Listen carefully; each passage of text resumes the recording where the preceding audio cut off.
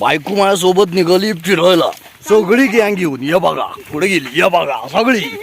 पण विषय असा झालाय की बायको म्हणते शूटिंग करता तुम्ही आणि होतो मोबाईल तुमचा फुल, पण मला काही कुठे घेत नाही. आता कसं सांगायचं गेलं की आम्हाला वेगवेगळं पण दाखवायला लागतं लोकांना. लोकांना काय एवढंच काम आहे का तू आणि मी?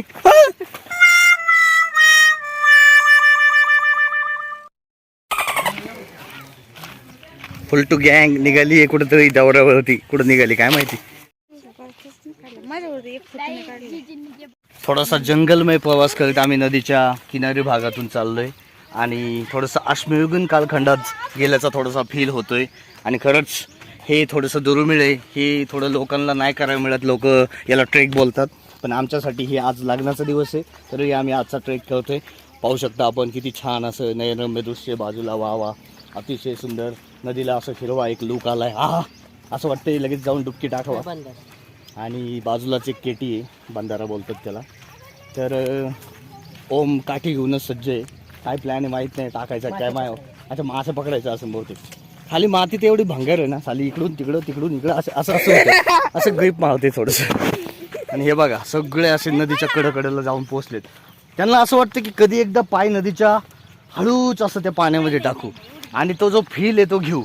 पण बाकी कोण नाही केलं तर मी तर काढण्याची. बघू शकता आपण लगेच.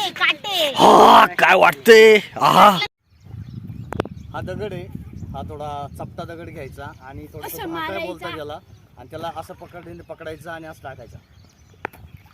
ते बघा दोनच झाल्या, तरी पण दोनच झाल्या. Again miss. आता बघा याचं किती होतं ते.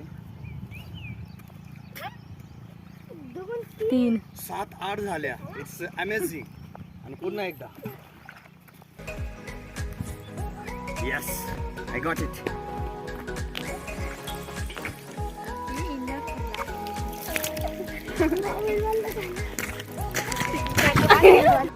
आमच्या गँगसोबत आम्ही पुन्हा एकदा केटीच्या दिशेने म्हणजे बंधाऱ्याच्या दिशेने पावले टाकत हळूहळू निघालो.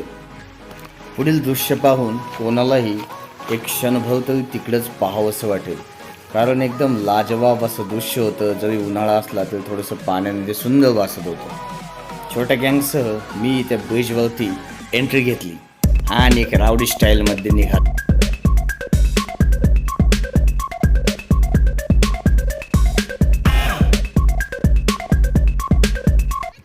ही माझ्या पाठीमागे जे दिसते नदी ती आहे घाटगावची मुळा नदी. अतिशय शुद्ध पाणी, स्वच्छता आणि त्यासोबतचा निसर्ग आणि पर्यटन. खूपच सुंदर असं लाजवाब असं निसर्ग या ठिकाणी. आणि अतिशय मनाला शांतता देण्यासाठी तुम्ही कधी येऊ शकता आणि एक फील घेऊ शकता शांततेसाठी. ठीक आहे. अतिशय घसरडी वाट आहे इथं. वाळूमुळं आणि थोडंसं माती मिक्स झाल्यामुळे पडलं असतं. म्हणजे मी सांगायला गेलो, ॲक्च्युअली मी पण पडू शकतो, असं काही नाही की तोच पडला. पण स्लिपच होतंय खूप. असं एकदम भयानक कंडिशन आहे ही. जेजू पण एकदम हळूहळू येतं ते. त्यात चपलीत जर दगड गेला तर स्लिपच डायरेक्टली, चान्सच नाही. या ठिकाणी इथे कुठेतरी मासे दिसत आहे. बघा इथे मध्ये छोटे छोटे.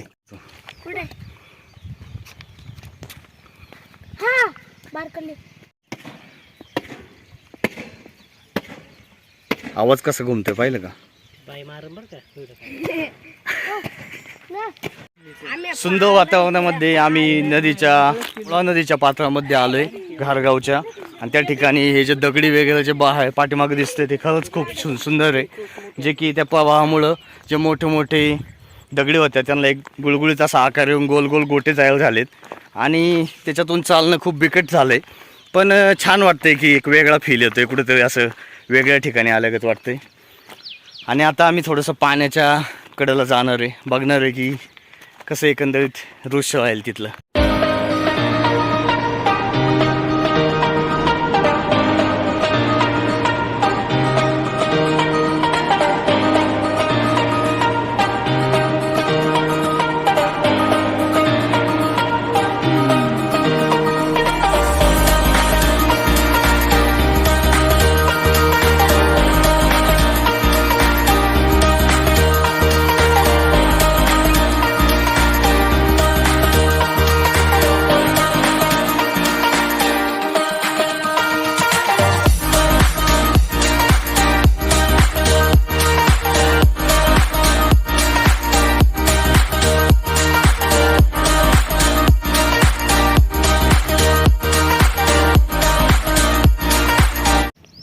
ओम आणि साई नदीच्या किनारी भागातून चाललेले आहेत आणि मौसम तो बहुत बड़ा सुहाना है मित्र. देखो बहुत सही लगा है. जबरदस्त पाण्याचा आवाज येतोय. It's a meditation feeling. येऊ शकता आपण. सुमधुर असे पक्ष्यांचे आवाजही खूप छान असे मनाला देतात शांतता. Flying birds, it's a meditation feeling. आहा. चालता बोलता घरी आलो तर ओमचं खट्याळ कृत्य चालू होतं. शेतीसाठी लागणारा छोटा ट्रॅक्टरही होता आणि बाजूला होता छोटासा गोठा. छोटे एंट्री तर टाकली मी. काय रे करतोय? ये दीदी ये ना आतमध्ये. बघा ही शेळी शेळी कळडी छोटू.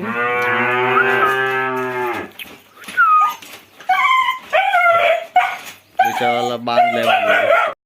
लग्न गळ असलं का थोडस त्रास होतो या मुख्य जनावरांना. या बघा खूप व्यस्त झाले की ते म्हणतात आम्हाला जाऊ थोडंसं आमच्याकडे पण लक्ष द्या. चला बाबा तुम्हाला लावून घ्यायला लागेल नाही तर मला शिवा खायला लागेल. चला चला चला. रात्रभराच्या बंदिवासात कोंडलेल्या मुक्या प्राण्यांना पुन्हा एकदा मामानी बाहेर मोकळ्या वासात सोडलं. मस्त पेटपूजा करण्यासाठी, चरण्यासाठी. अरे वा. बघा पोटाला हवं तसं काहीतरी मिळावं आणि पोटाची भूक शमावी या दृष्टीने जे मिळेल ते तोंड वर न करताही खातायत हे मुके जीव. सकाळचा सूर्योदयही झालाय. चाहूल देतोय आजच्या नवीन दिवसाची सुरुवात करण्यासाठी. कोंबड्यांचे आरवणेही चालू झाले. खरंच गावाकडचं वातावरण इतकं सुंदर असतं ना की लाजवाब. पहा प्रत्येक गोष्ट, प्रत्येक प्राणी आपली उपजीविका साधण्यासाठी, आपला अन्न भक्ष्य करण्यासाठी जो तो आपापल्या परीने कष्ट करत इकडे तिकडे सैराभैरा भरकटत अन्न शोधतात. मी छोट्याशा बकरीला घेऊन चाललोय सकाळच्या मॉर्निंग वॉकला. हे बघा इथं खूप छान उड्या मारते ते. त्याने मी निघालो. चल कुठे गेलं चल. आता ते कसं पळत जाईन तो दाखवतो तुम्ही. बघा बघू साई मागं लागते की काय करते. अरे त्याचं माझ्याकडे चाललंय बघा. म्हणजे ते चिंगावलं नाही एकदा त्याला समजत नाही की आपण काय करतोय. आता बघा काय करते. चल या बघा. पळालं. थोडं लाडातच चाललंय. मला तसं नाही चावत.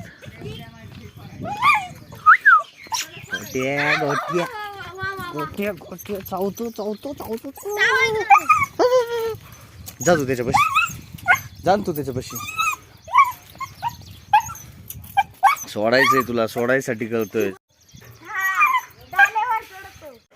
छोट्या बोकडोबाची मस्ती चालली. जिजू थोडंसं त्याला मारायला शिकवतात. चाल ढुसणे दे. चल दे. पण तो थोडा नाराज वाटतो. बघू आपण कशी ढुसणे देतोय तो. या बघा. चल दे ढुसणे. शाबा पळत. सायली छोट्या बोकडोबाला घेऊन चालली. थोडी भीती जा घेऊन. मामी सांगताय की लहान मुलांची त्याला सवय पण तरी थोडीशी ती भीती. जा पळत घेऊन. शेवटी ती आर्यालाच घेऊन जावं लागेल असं वाटतंय पुढे. आर्यन त्याला इझिली त्याच्या मम्मीपाशी आणलंय, त्याच्या आईपाशी. हे बघा त्याच्या आई प्रेमाने त्याला जवळ करते वेगळ्याच्याने. आर्याला बिलकुल भीती वाटत नाही. सायली थोडी वेगळ्याच आयुर्भावात पाहते. शिकेल हळूहळू तीही. तुम्हाला मी कुस्ती दाखवतो बोकड्याची माझ्यासोबत. हे बघा कसं करते बघा. काय बस येऊ दे. डोस मला कुठे गेला. डोस ये चले.